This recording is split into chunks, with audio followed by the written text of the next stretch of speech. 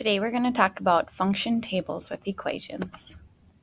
You can think of this as an input-output machine. So you start with a number, put it in the machine, there's going to be some sort of rule or equation to follow, and then you get your answer.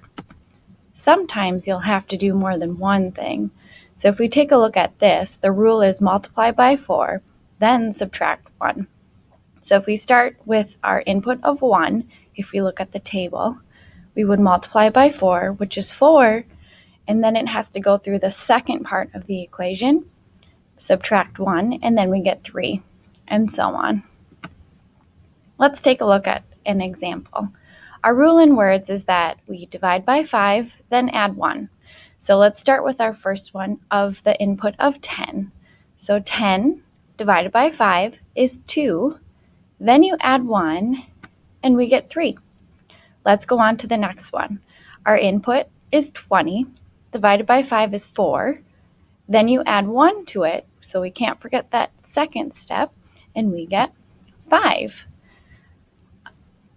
Let's go on to the next one. Now this one is a little bit backwards, so we have to work backwards through this rule. If the last thing we do is add 1, we're going to subtract 1, which is 6, and instead of divide by 5, we're going to multiply by 5, and we get 30.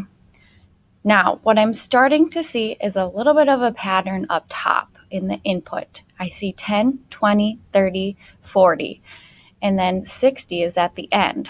So it would make sense to put 50 right there, and I don't even have to go through the input-output machine or the rule. And then if I look below, I can see 3, 5, 7, and then there's a space, and 11, and I'm also seeing a pattern there. So I would put 9 and 13 because it skips 2. Let's take a look at another example. You might see this in practice today. The equation or the rule that we have to follow is y equals 3x plus 8. Now don't let that y and that x scare you. It's really easier than it looks. Let's look at our input, which is x. It tells us that. So let's start with 0. 3 times 0 plus 8 is left with an output of 8. So that's how that first part works. Then if we go to the input of 1, we put 1 where you see the x. So we would have 3 times 1, which is 3. And then you add 8, and then you get 11 for our output. Let's go on to the next one. 3 times 2 is 6. Add 8, and then you get 14. Let's keep going.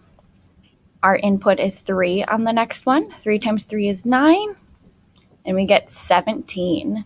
Then the last one, we have 3 times 4, which is 12, and then you add 8, and then you get 20. Now you can complete a function table with an equation.